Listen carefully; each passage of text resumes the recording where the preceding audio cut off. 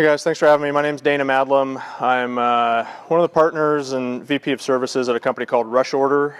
I'll fill you in on kind of what we do, who we are, all that good stuff. First off, I want to thank Matt and the team and Hardware Massive for having me here. Thanks to NextSpace for hosting this. Really appreciate this awesome space. I know Matt asked a couple questions earlier about kind of where people are in their product ideas and roadmaps and all that kind of stuff, but quick show of hands, is anybody actively shipping a hardware product now of their own? Cool, 1, 2. Anybody who is in production and about to ship? Not yet. Assume the rest are working toward production, hopefully at some point, including the awesome foldable cup, getting close. So cool. So what this topic is really about is sort of post-production, thinking about, I've made this product, I'm now making hopefully lots of them. What are the realities of what happens next? You could also title this like how to be really successful with a folding cup, or better yet, how not to kill a hardware startup with a product like that. So thinking about things like channel strategies and returns and all the difficult stuff that faces every hardware startup. Thought I'd talk a little bit about the realities of that. So to give you a little bit of background, and this is sort of the topics we'll talk about here, including some hopefully real life stories.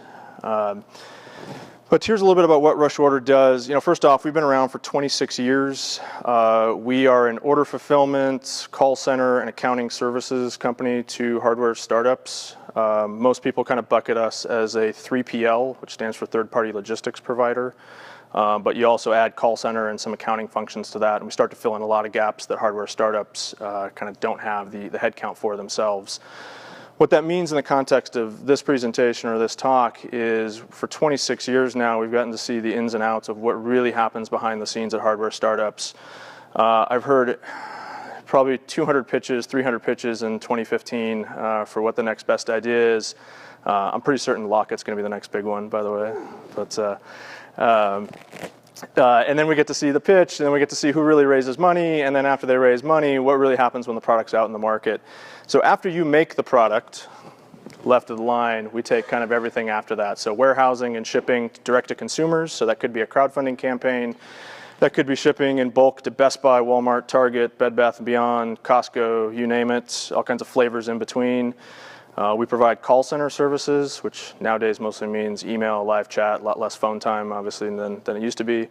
And then also helping our clients get paid for the order. So doing a lot of financial management, specifically with accounts receivable. So we do EDI integrations, which we can talk about if you're interested, but basically means servicing and invoicing major accounts like the major retailers and making sure our clients get paid for shipping to those big box retailers. And then at the end of the day, unfortunately, returns come back, and we help process those, do product refurbishment, send out warranty replacements when we have defects in the field, all that good stuff. And I'm not going to talk a whole lot more about what we do other than to say, here's just sort of examples of 26 years of hardware startups and just sort of the types of brands we've worked with. And again, our niche in the world is usually going from zero volume to household name status. Then you get acquired, you go off on your yacht. When you come back and you start the next hardware startup, you hire us again, and that's sort of our business model. And all the people you founded companies with, they're now sick of you. They go found their own company, and they hire us again. So it's a good thing. I think the best way to put it, just to reiterate, is really we see the unvarnished data. We have lots of benchmarks. So by product type, by market, by contract manufacturer, what are return rates, for example. What channels have been successful, how do people reach those channels, all those things. And day to day, we put out a lot of fires. Unfortunately, it's part of the fact that hardware is hard. So we kind of joke internally that our role is to not just help you move, but help you move the bodies. That's our role in the world. Current profile. We're approaching about, in 2015, we had a little under 70 hardware startups that were actively shipping. Our client roster is quite a bit bigger than that. We do some stuff with companies that are not startups.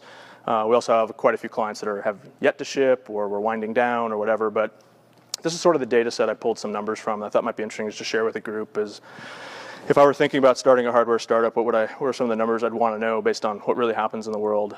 So you can see that of those, let's call it 65-ish, 85% of them were actively shipping in 2015. 8% of them died last year, meaning they just pretty much just liquidated and went under. And about 7% actually had a major liquidity event or exit. We had one IPO, which is extremely rare for hardware companies nowadays, but quite a few other acquisitions by larger brands. And we're really proud of those because that's what we're trying to enable. And I think of the remaining those 85%, there's a pretty clear trajectory about where do we see them going in the next 1 year, 2 years. It is possible for something to change significantly in the business that if you're being really successful can drag you down, or if you're not doing so well can all of a sudden lift you up. But we'll talk about kind of some of where those points are that we've seen kind of really either trip up hardware startups or really help them succeed. Interesting point about the data set, 0 of those 65 plus hardware startups were founded in 2015. The answer to the why is simply that it takes a really long time to get a hardware product to market, and you're not shipping with us until, of course, you have a product ready to go. So of those that were shipping with us in 2015, the average founding date was right about the middle of 2011. So put it in perspective. Of the people who have product ideas, are any specific areas of interest, or are you doing? We tend to be really consumer product focused. We do some enterprise IT. Is anybody doing enterprise IT hardware? Consumer hardware, consumer electronics? Okay, yeah, it tends to be our niche. Of those 65 plus, every single one of them had some level of funding. These numbers do not include crowdfunding. We think crowdfunding is really revenue. It's not funding. This would be some sort of equity, usually funding.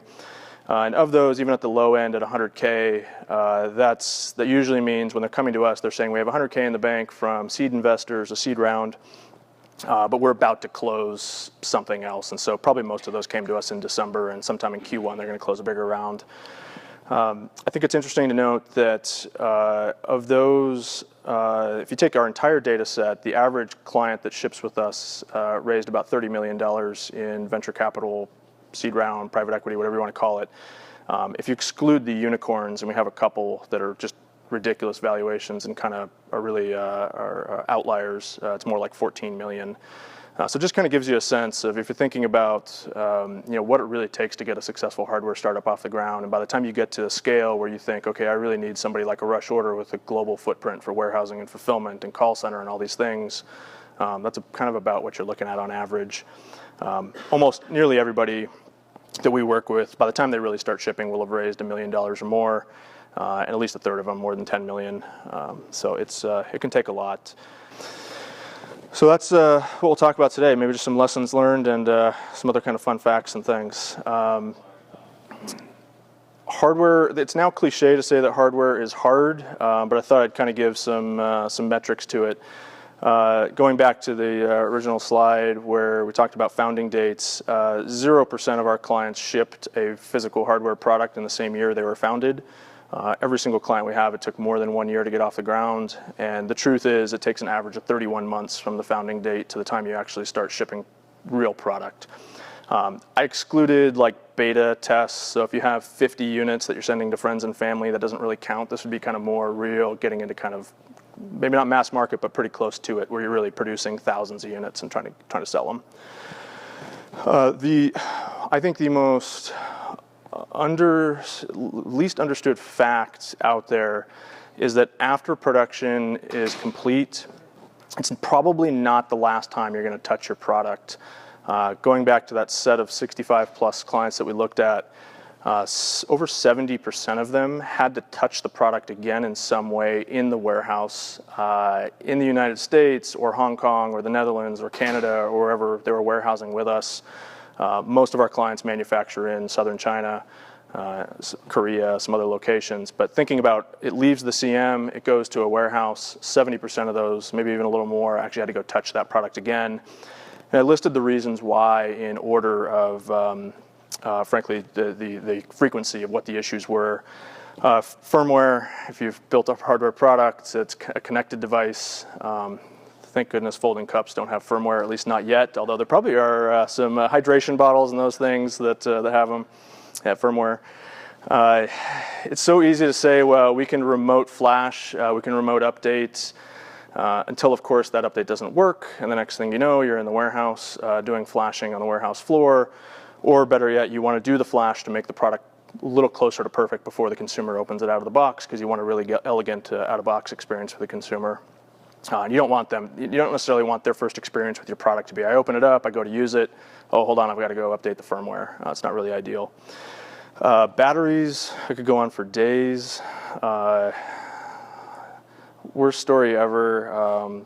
We had one client, it was absolutely impossible that there was any draw off the lithium-ion battery until, of course, they were coming from China on an ocean container, got to the warehouse. We were shipping them out to retailers where, of course, they sat on the shelves or in the distribution centers for weeks, a couple more weeks to get on the store floors, sold like crazy, and then all of a sudden we discovered people were getting them, and this was inevitably, it's always in Q4, right before the holidays, like October, November. People were saying, hey, I'm running this thing, it's only running for like a fourth of the life that it should, I charged it up, it's still only running for a fourth of the life that you've claimed.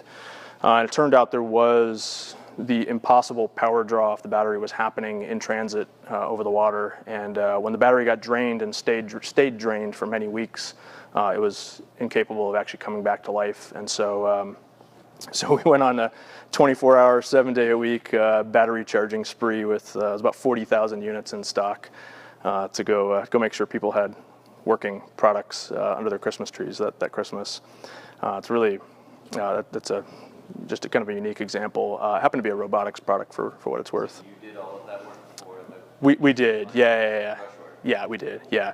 And I don't mean to say that you need somebody like Rush Order to do that, but these are the types of things that you say, well, I'm designing this product so that these things won't happen, but it's that's the whole point, is we just don't know what's going to happen. These things do happen. Packaging is an interesting one. The one thing that nobody expects is when you do get into retailers, whether it be a Walmart, Target, Best Buy, whatever, they're all deathly afraid of Amazon. So they're all going to want a unique SKU, generally speaking. That means different accessories in the box. That means a different UPC barcode on the outside of the box. They don't want you scanning that barcode with your smartphone and finding it on Amazon for $1 or less, and then using Prime shipping to get it to your door the next day. So they all want unique SKUs so they can differentiate against each other. And so that's not really I wouldn't qualify that in the 70% here. That's not really a significant rework, but that does happen a lot. But there are things like adhesives. We had product falling out of the bottom of boxes when we were pulling them off the ocean container. Even though it was the same contract manufacturer the client had been using for the last 3 years, they switched an adhesive, and all of a sudden these things happen. Is that enough? For the retailers? Walmart? So sometimes, honestly, it is. Other times they'll say, so go to Target next time, you'll notice sometimes it's an entirely different set of packaging, and then even more frequently, they actually want something inside the box that's differentiated. That could be an accessory. I'll use an example. We work with a client that produces a robotic vacuum cleaner. We do a lot of robotics. And every retailer wants a different number of filters in the box and then a different UPC, because then they can call it something else, a different model number. So lots of other component failures, sensors, those types of things as well. But I think that 70% number is something to keep in mind. Do you do any QC reports? We do mostly inbound from the manufacturer, and I think you'll discover that these issues are what lead to us doing those QC things. So, with robotics products, we'll actually do sort of some burn-in tests, and we'll actually often use the exact same test that was used at the contract manufacturer site and try to replicate it once it lands, again, either in North America or Europe or wherever. And it's just oftentimes we say, hey, great, the results are the exact same, let's move on. Other times we say, whoa, huge disparity in the outcome of these tests, what's going on? And it could be something that's happening at the manufacturing site and with their testing. It could be something that's happening in transit. We've seen products that, nobody thought it would be an issue to sit in the belly of an airplane at 35,000 feet for a few hours, and all of a sudden it was. And, so the test at the factory couldn't have caught that. It happens. But, no, yeah. It's true. He's a great philosopher. So. Sales channel management, I think this is, so kind of getting into a little bit further down the road. The other really big misconception I see out there, we see with hardware startups is I sell 10,000 units on Kickstarter or Indiegogo.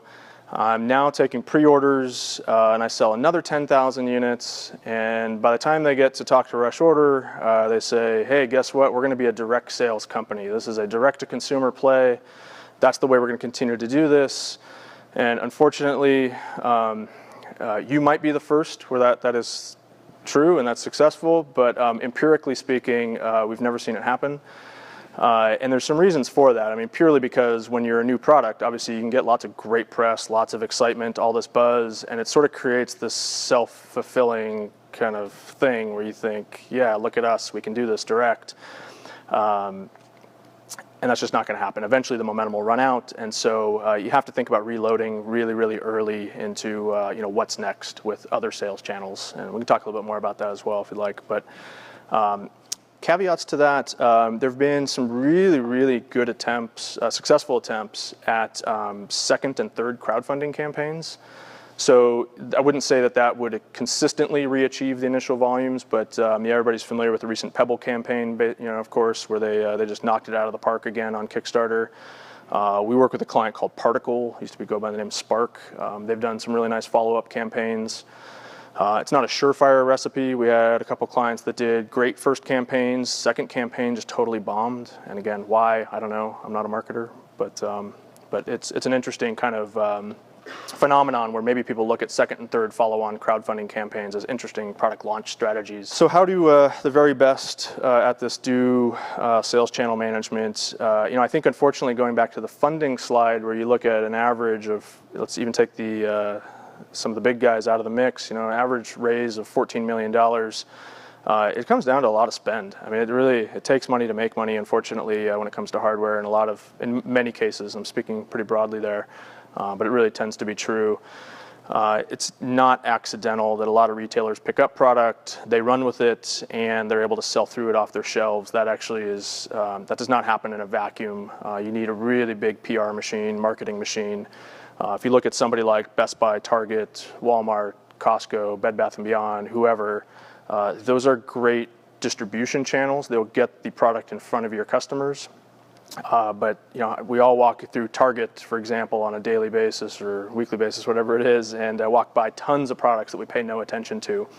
And so it's really easy to get a product in to one of those stores, but it's not necessarily true that it's going to sell through without you providing a lot of your own sales muscle, marketing, PR muscle. So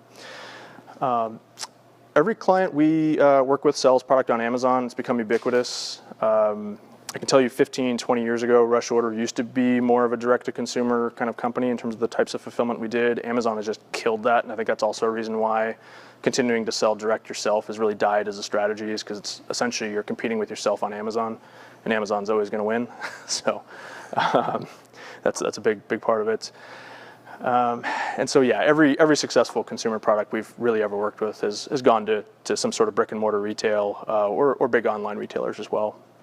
And so the consumer channel should be thought of as just one tool in your bag.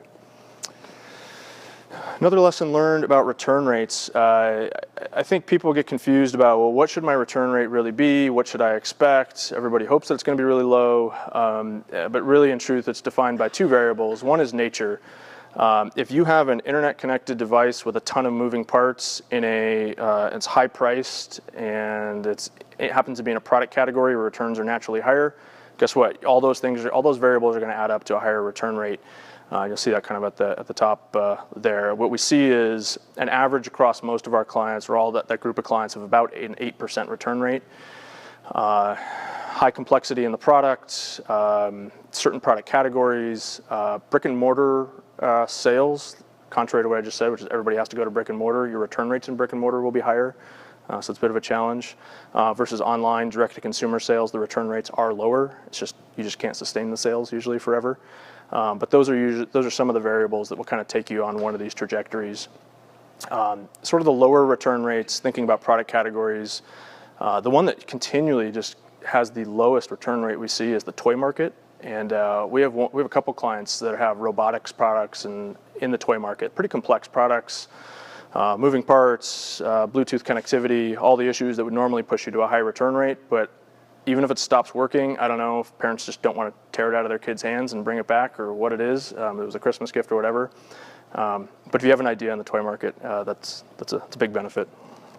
Thinking more about returns, and if you're thinking about producing a product soon, things you should be thinking about now. We work with one client, if you're familiar with, I'll give them credit because I don't think they'll mind, a company called Pono Music. It was Neil Young's music player, did a really big multi-million-dollar Kickstarter campaign a couple years ago. They just did an awesome job on the product design, where when we get returns, we can actually really easily split the case, repair and refurb the product. So even all the way down to the PCB, everything's really modular.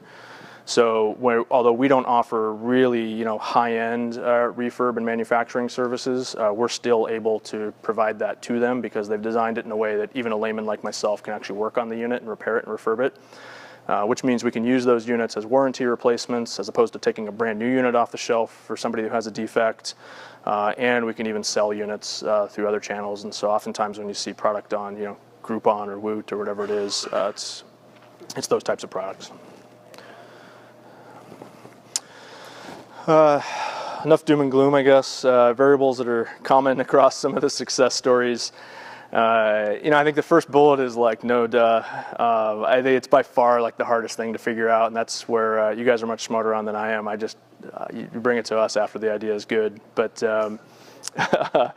but market size is one that I think is really missed, and in particular, we have a lot of conversations with people who say, I have this $100 product, I'm going to sell hundreds of thousands of them or millions of them. And we think, yeah, it's really cool and it's attractively priced and maybe you will. And then the next conversation we'll have would be with somebody with a $2,000 price point, and they'll say the exact same things about the volumes they're going to sell.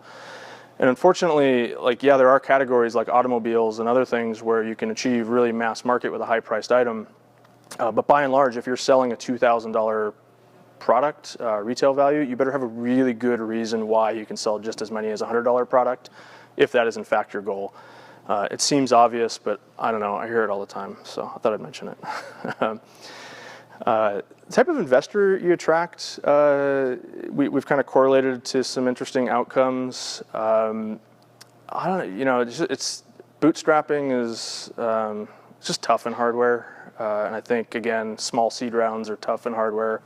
You can do a small seed round, but usually you have to follow it up with something bigger. We have, think about emotional investors. We have a couple clients who do, like STEM learning products where people are really, really excited about that topic and they attract some early investors. And then the question becomes, well, can you continue to do subsequent follow-on rounds with, with that type of product? And the answer may be yes. But if you're thinking about, people are investing only for emotional reasons, just be cognizant of, how am I going to do follow-up rounds with those types of products. But traditional venture capital has been obviously where most of our success is. And we get a lot of clients from incubators, accelerators.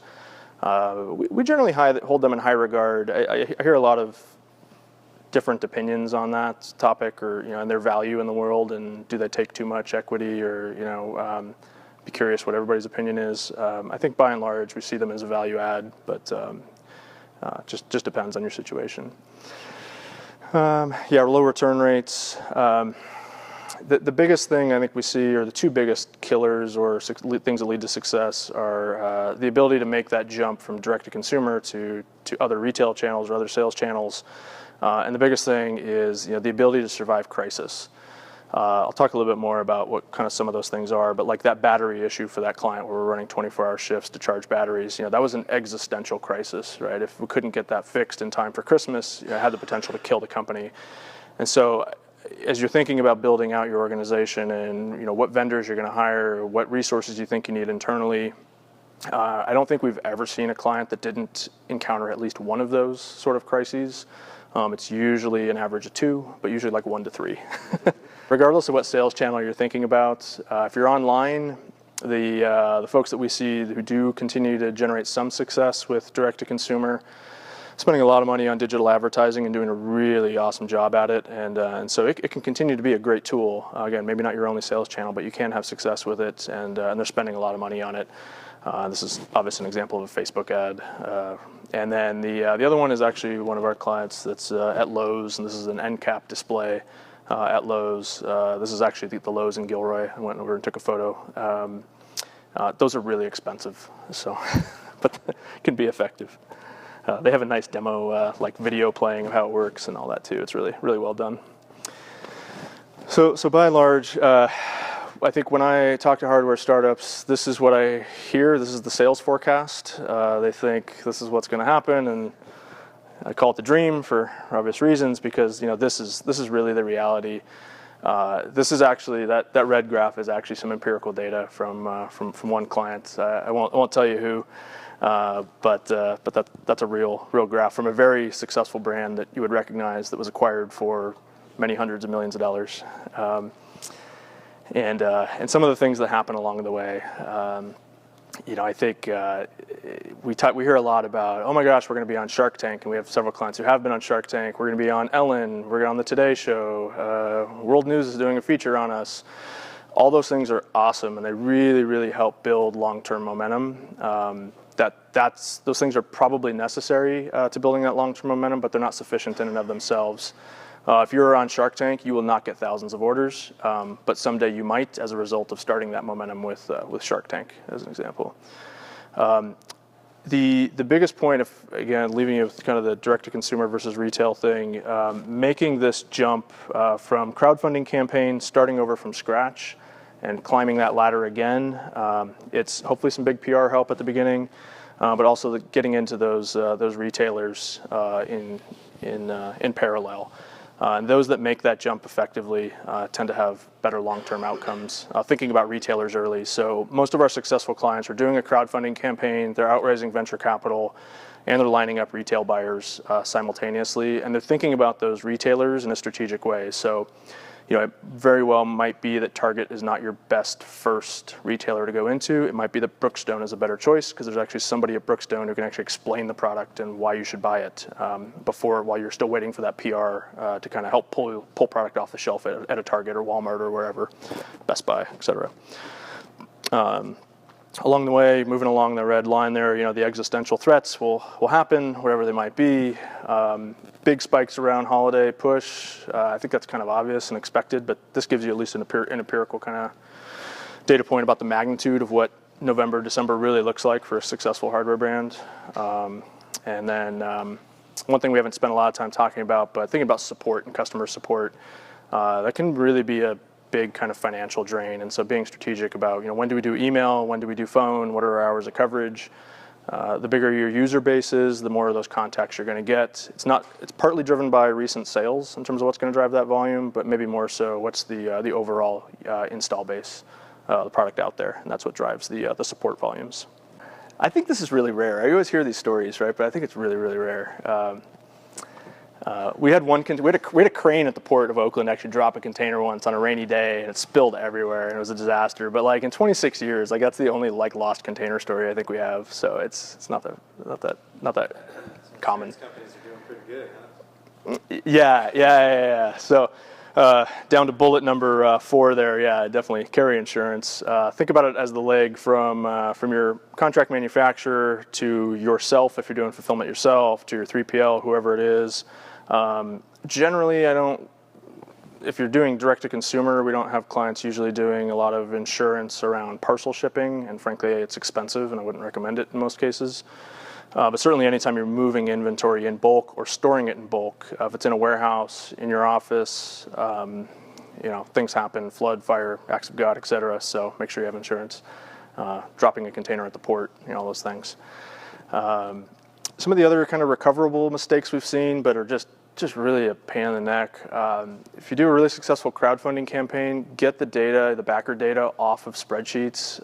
Get it into BackerKit, into Celery, into we do it in systems like ours, Selfish Plug, but get it off of spreadsheets, whatever you do. Get it into a database would be the solution. You're going to get flooded with support requests for I want to change my pledge, I want to change my address, all sorts of issues. So it's right after the campaign ends, and maybe during the campaign, especially if the campaign takes, you'll know in the first couple days whether you have a successful campaign, and if you do, the emails will start coming, and start thinking about ticketing systems like Zendesk or something like that, and start thinking about getting the backer data, what you're going to put it into, and 7,300 customers on Kickstarter. So. get it off of spreadsheets. Yeah, well, it's yeah. But there's a lot of, even if you end up doing fulfillment yourself, get it into BackerKit, ShipStation, Celery is a good tool. There's tons of them out there, but yeah. Everybody promises delivery dates. I don't know why people do this, because you're just setting yourself up. And then there's good reasons for saying, hey, we're going to ship by, because you have to go out and tell a story to the world. I tell people, like, embrace seasons. Like, if you think you're going to ship in June, like, say summer, because, you know, like, in some places in the world, like, December's still summer. So just go to the, you know, I was in the Southern Hemisphere when we put that on the website, right? But the misses, I mean, going back to that 31-month average from, you know, founding date to ship date, it just takes longer than you think. Everybody knows this. You can go online and read tons about why crowdfunding campaigns are delayed. The worst we ever saw, and I won't call out who it is. You can go look up some of the horror stories about hardware campaigns on Kickstarter and elsewhere. But this crowdfunding scammer speaks out at South by Southwest. This was really a legitimate campaign where they just never actually delivered, and then this woman gave a talk at South by Southwest that was really interesting. But that's how you end up in that kind of situation, is because you're overpromising on timelines. Credit card fraud will become an issue at some point when you get really popular.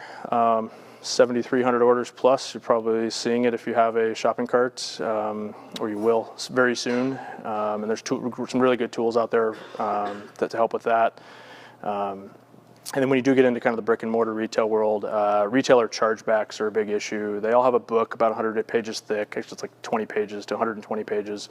Says, here's how you ship to us. And if you get it wrong, they'll issue chargebacks, and you have to dispute them if you're to overturn them. And it's a big surprise. So do a little bit of homework on that topic before you head down those sales channels. Yeah, and again, queue up retailer channel partners in advance of when you need them, because that crowdfunding hangover is going to happen. Sell-in is not sell-through. That's the point about kind of getting the marketing and PR machine ready. The other thing that, this is the worst, one of the worst horror stories also.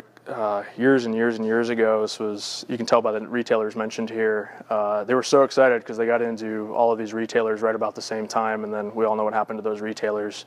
And the inventory was gone, the receivables were never paid, and it actually sunk the startup completely. So managing credit risk, even with the big guys, is really important. You've seen it recently with Brookstone, Radio Shack. Everybody knows Sears, Kmart, et cetera, some of those, but be cognizant of that. That could be ugly.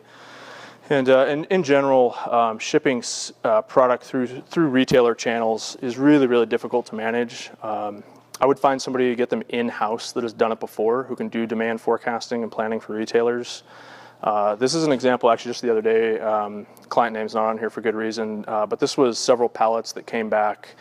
We told the client, hey, we just got this shipment of 6 pallets back from Apple stores. What do you want to do with it? And they said, what? We sold that to them 6 months ago. It's like, yeah, I know. That's how this works. It's like, well, that was like half of what we sold them. It's like, well, yeah, I know. So that's something that just needs to be managed, and expectations need to be set. And going back to the earlier point, even Apple's not going to have products flying off the shelves. You really have to help pull the demand through any retail channel you're working with. So that's a really bad day. Since the time they sold that, they even have new versions of the product out. Like, they don't even know what they're going to do with that stuff anymore. Not to mention the lost revenue. Managing returns. Some of this is easy or obvious, like talking to customers to help spot problems early. I don't know any hardware startup that doesn't want to speak to their customers directly. Get really disciplined early on about tracking reasons for return. What were the reported symptoms? Matching the testing on those units back to the reported symptom. It might be that if a customer is reporting a particular symptom, it might be something underlying that's really easy to fix, and you'd only learn that by, again, matching symptom to actual test result when the product showed back up at your door. Have access to your inventory, again, whether you do it in-house or 3PL or whatever. Make sure you can get your hands on the product yourself. Capturing serial numbers allows you to do that returns data matching. So you have to capture the serial number on the unit outbound so you know who you sold it to, and when it comes back, again, what the symptom was and all that. It helps you match it. And retain great relationships with your suppliers, mostly because you're going to get caught off guard with those crises we talked about. Yep. If I go into my warehouse and try and touch my product and fix some things, I get charged for that. Is that normal? If you're using their resources, sure. If they're helping you like pull product down or that kind of a thing. If you were sitting at a desk in our office, sure, but not if you're doing it yourself. We have clients with like standing office hours in our warehouse. Like every Thursday, they send 3 engineers down to look at the returns that have come back that week early on. I mean, I don't know how else you'd get the data. For looking at those returns? Not themselves, no. Yeah, just examples of some of these existential crises around batteries and other issues. These are almost real headlines that I sort of adapted just to sake of hiding the brand. But there, sorry.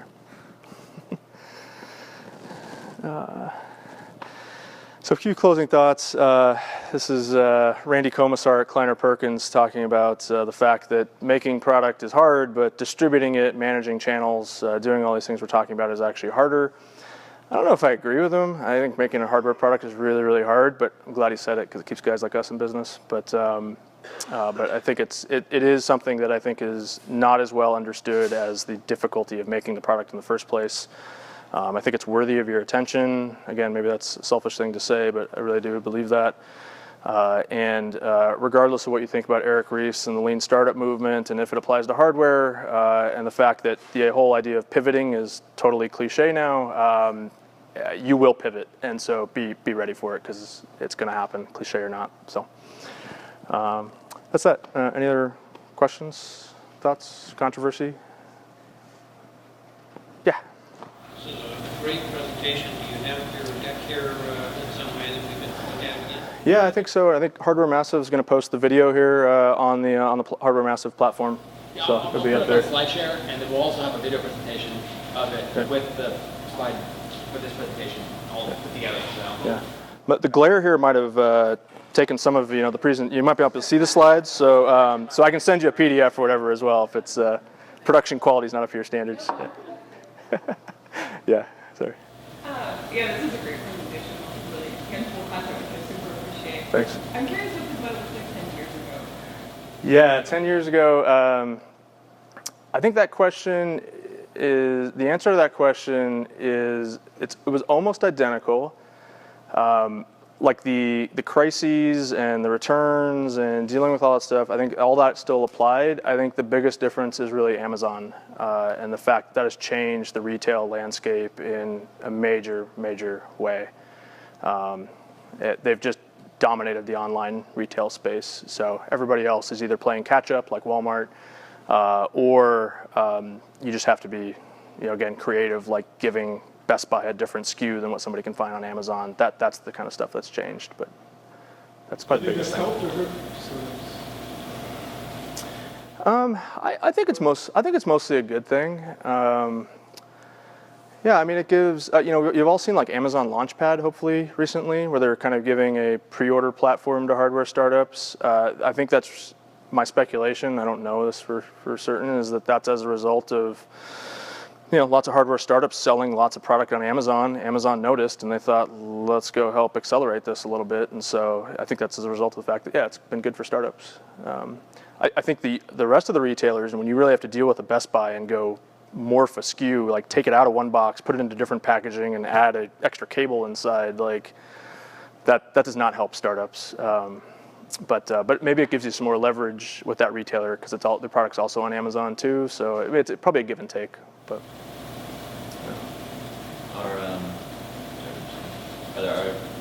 what are your companies doing? Are they selling on Amazon themselves, or are they using a third party to sell on Amazon? Yeah, good question. In the slide, I didn't speak to it specifically, but About 90% of our clients are selling product to Amazon and using Amazon as a reseller. We do ship, this is funny, from our fulfillment center to Fulfillment by Amazon, and then have our client do their own marketplace page. By using FBA, Fulfillment by Amazon, then they can use that sales model and then have Amazon do the shipping, and then that way the shipment qualifies for Prime, which I think is really important to selling on Amazon. But whether you're using that marketplace approach or you're selling to Amazon, it's logistically it's the same exact thing. It's just a matter of who gets paid and when. And at the end of the day, it's not all that different. Third parties with marketplaces, we don't see a lot of. I think mostly just because startups, might be focused on other sales channels first, mainly, and that might be part of it. Controlling the brand and understanding, well, who are these third-party marketplaces? I don't think a lot of them are that mature, maybe as retailers. You might be better off going to Brookstone before you go to one of those guys, that kind of a thing. But does that answer your question? Yeah, we use a third party just to manage. It's easier to get started on Amazon. Sure. But I'm wondering if is it the margins that people choose to go themselves? No, I think maybe it's just a little bit more control over the marketplace page. I actually don't know specifically, just because I don't do the marketing piece. We handle it after it's been sold. But yeah, I bet you the margins work out similarly both ways. Be my guess. Yeah. Sorry. Yeah, go ahead. Yeah. Sorry. This is kind of a similar question. It's like, if you sell to Amazon, do they expect similar margins to like Launchpad? Usually lower. Yeah, usually significantly lower. They tend to be really easy and transparent to work with in terms of dealing with like freight, like who's going to pay for the freight. So they might just give you a really simple freight allowance, like, hey, sell it to us, ship it on our dime, being on Amazon's dime, and we'll take an extra 2% out of the wholesale value or whatever it is. Same with returns. So you can say, hey, Amazon, you take an extra 5%, and I don't ever want to see your return. You deal with it. There's pros and cons again of that, because again, you might want to see the actual returns yourself early on. So, but most retailers don't make it that easy to kind of make those choices. I filled out like a Target online vendor partner portal thing the other day, and it was like 2 hours and questions. I was like, I don't even know. I have no idea what they're talking about here. So, Target's tough. Targets, they're all tough. Yeah. They have like their test stores, and they're looking for sell-through. Yep. Yeah. And that's typical with most brick and mortar. You'll see they'll start with some sort of test, they'll roll out. Yeah, you'll hear this question on Shark Tank. Well, was it a nationwide rollout or was it a test, right? And so usually it's like, oh yeah, they put us in 8 stores before they rolled it out to everybody. But that's really typical across. I keep picking on Target. I don't know why, but Good company to pick on. yeah. Very good Target. Yeah, right. Yeah. When you say 90% of your clients sell to Amazon direct, does that mean they're selling to Amazon Fulfillment and Amazon Fulfillment does the order fulfillment? That is correct. That means Amazon is actually cutting a purchase order for the product. There's a separate model where you can use Fulfillment by Amazon, where you're essentially just outsourcing the fulfillment to Amazon and then putting up your own page, and you are the seller on the Amazon marketplace. So Amazon's never really taking title. They're just collecting fees. And again, I think whether they're buying it from you at some margin or you're collecting fees, what that difference is, I don't know off the top of my head, but it's worth exploring. Yeah. If you had a chance to picture for which Western port would you think to bring your items in after all the Oakland fiasco? Oh, which port? Oh, gosh. Oakland's fine. You don't have a choice. It's going to be, so, and I say that for good reason. If you're operating in the Bay Area, you're going to store the product in the Bay Area. If you bring it by ocean, it's going to come through the Port of Oakland. It makes no sense to labor disputes, whatever, to bring it from Long Beach and truck it up. I hear that people look at it, they come back, say, yeah, that wasn't going to work. It's just more expensive. When Oakland was having those issues, so was Long Beach. When Oakland was having those issues and Long Beach wasn't in years past, Long Beach got so backed up that the delays at both were very similar, even though there's no labor dispute. So it's the other thing that happens early on is just, you didn't ask this question, but most of our clients early on, as you ramp up production with your contract manufacturer, yields are going to be pretty low to start just by again, almost by definition, because that's kind of how it has to work. So a lot of our clients are the volumes are relatively small to start. They're so anxious to get to market. They have customers clamoring for it. They have investors saying, where is it? When are you going to ship? And so oftentimes they're air freighting product in to start, in which case all of our stuff comes in through San Francisco. We do actually operate out of New York as well, so we do bring product in through the ports there. But that's usually when inventory is coming from Europe, not from China or Asia. So, yeah. You have warehousing outside of yours? Yeah. We have partners that are integrated outside the U.S., so but it would be Canada, the Netherlands, Hong Kong, Japan, what we're operating out of right now. Was expanding to some others soon, but yeah. So just 3 partners that give us that footprint. So, anything else? I have a comment. Shipping sounds so scary. Like, you know, yeah, it just sounds like there's so many things that, it sounds like we really want somebody that's a professional to help us with all of this because we just don't know how to do it. It's nice to hear. I hope. Yeah. No. That wasn't. It's not my intent to scare or make this be a sales pitch by any means. But I think it is more complicated than most people give it credit for. You walk by a product at Target, at Best Buy, whatever, and you think, yeah, there it is.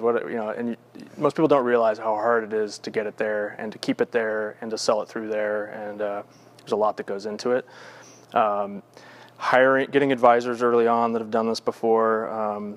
If you're not already talking to somebody like Ops on Tap, which I think is probably the premier operations consultancy here in the Bay Area that works with hardware startups, somebody like that, getting their advice early on, maybe working with 3PLs, maybe bringing on a VP of operations earlier than you think in-house. All of that helps. So yeah, obviously it can be managed, right? So yeah, it's not rocket science. It just takes somebody usually with some experience for sure. That would be an answer to that. Yeah. From my perspective, like me and Matt have been working on a product and like sometimes I just look at a decision that we need to make and I'm like, I don't feel like I'm the person that is the right person to make that, and it's really scary because you're afraid of making a wrong decision. Sure. You're going to make a lot of wrong decisions, I promise.